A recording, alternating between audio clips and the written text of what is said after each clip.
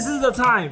The temperature is dropping, it doesn't rain that much, and all the dreadful typhoons are gone.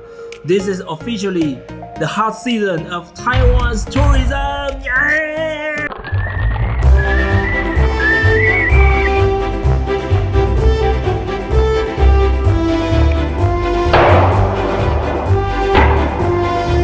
Shit, now I have to clean up the mess. Whew. Sorry for not uploading for such a long time because I've been so busy for some personal matters as well as leading some cycling tours.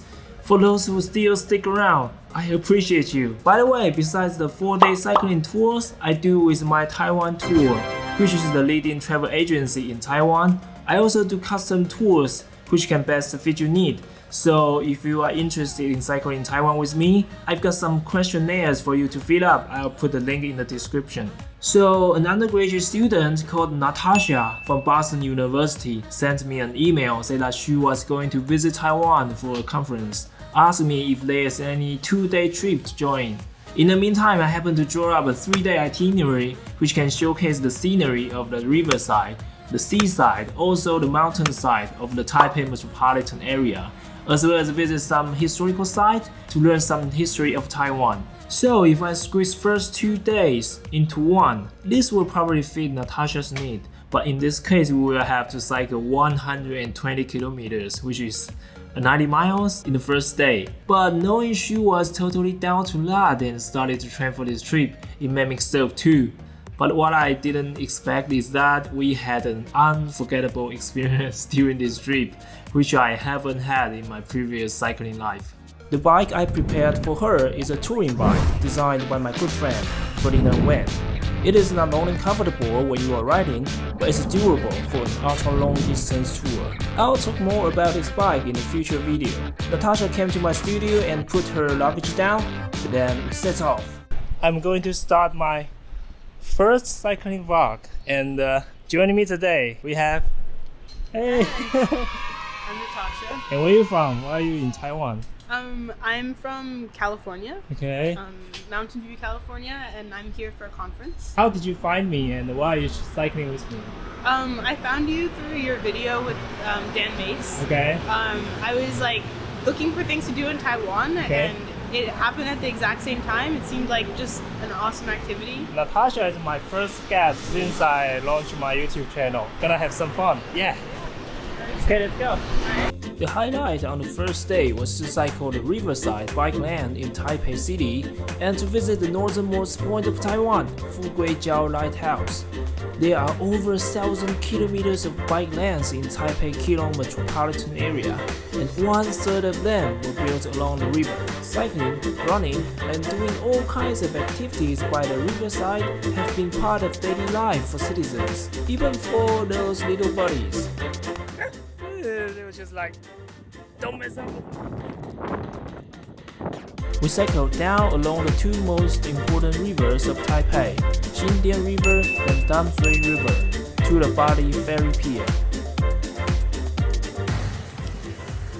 Oh, we just reached the Bali Pier, so we are taking a ferry across this Damshui River to Damshui Port. Before boarding the ferry, Natasha found something interesting. Oh, this is for funeral. Really? So they will have different beverage or I don't know, canned stuff to build this tower. So they just put it outside of the funeral and then we will drink them after the dead ones. How cool is that?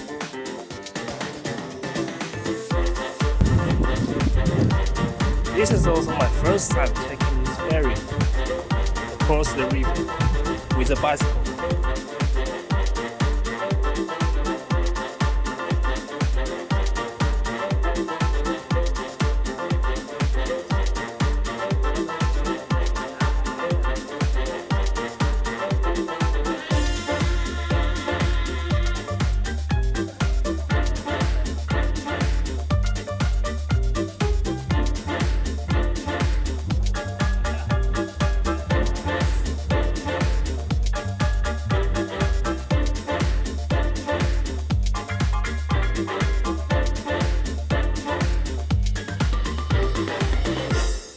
After crossing the river, we had the iconic local snacks, age and fishball soup. So this is called age. Age? Age. Okay. And this is a fishball soup, 鱼丸汤. It's a good breakfast. Very good. It's like a... Good? Like it? All finished. After refilling the energy, we got back on the bikes and headed to Fuguijiao Lighthouse. But it started raining.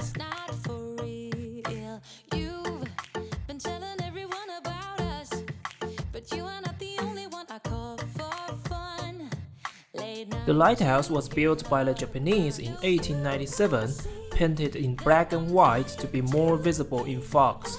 It was bombed and destroyed during World War II and rebuilt in 1962. Now it is standing there as an important landmark of Taiwan and still guiding ships back home safely.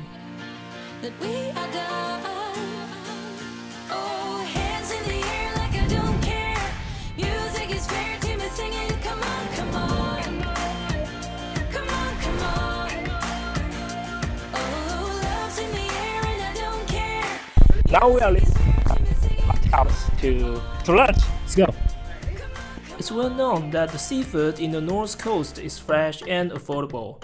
Many people would take a weekend trip here only to have a seafood feast. Our goal was the most popular seafood restaurant in Keelung City, Hai Long Zhu Restaurant. But unfortunately, after we left the lighthouse, it started to rain extremely like a monsoon. Crazy.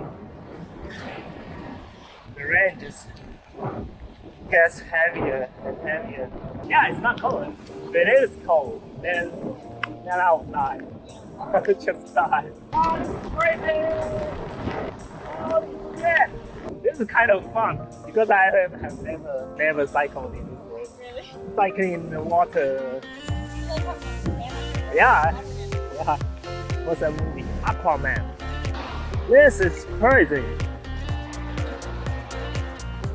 When we arrived at the restaurant, we were both worn out. Finally made it. We looked so miserable. And you know what? We put on dry clothes first, then rewarded ourselves with a table full of delicious cuisine. How are you feeling right now? Feeling good. Feeling good? Other than being very wet. Look at all those food. Only for two of us. Not able to finish all of that. After finishing the food, it was still pouring rain out there. We decided to call it a day, called a cab to bring us to the B&B we plan to stay. So we are trying to fit 2 bikes in a very small car. This is our bike. We disassembled it into a bunch of tires and the frame. It's very nice. Everyone at the restaurant, like 3 of the guys came here to help us. I guess I'm vlogging here. Hi, Shoshu. We stay in the most popular tourist area of North Taiwan, Jiufen and Jingguashi. About 100 years ago, this region was notable for its rich gold and copper mines. It was also the most affluent and crowded area of the whole island. But after the valuable metals were exhausted, the glory of these 2 places went down in history.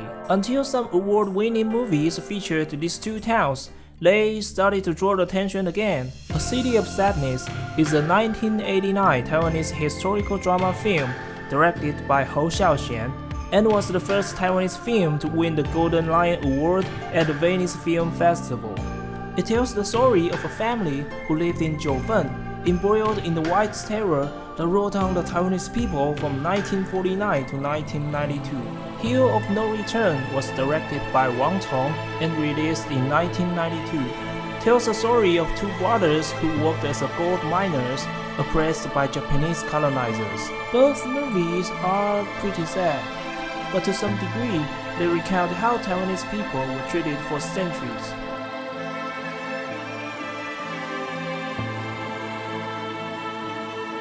And of course, our beloved Spirited Away.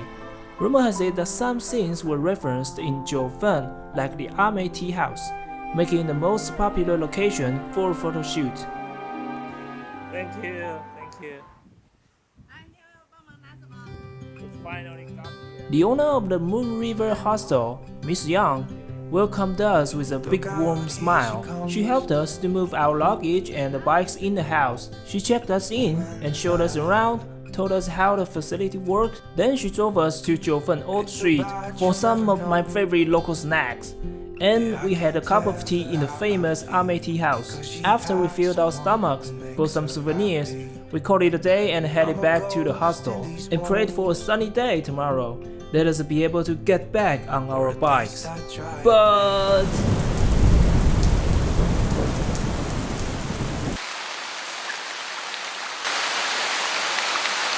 now I'm going to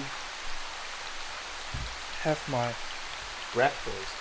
Unfortunately, this morning still rains like, I don't know how to describe it, but it rains so hard. So today definitely is not a good day for cycling. So we'll decide to do some indoor activities, like to check out a museum. Wow, look at that, look at the view.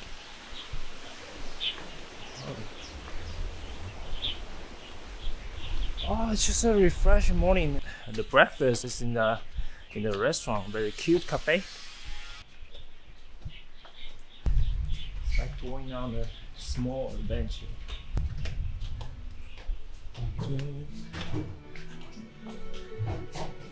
Hey, the breakfast was awesome, but the weather condition only allowed us to do indoor activities. We took a bus back to Taipei, had the dumpling which Natasha was asking for. Then we went to Taipei 101 to buy a new iPhone 11. Then we took one of the fastest elevators up to the observatory.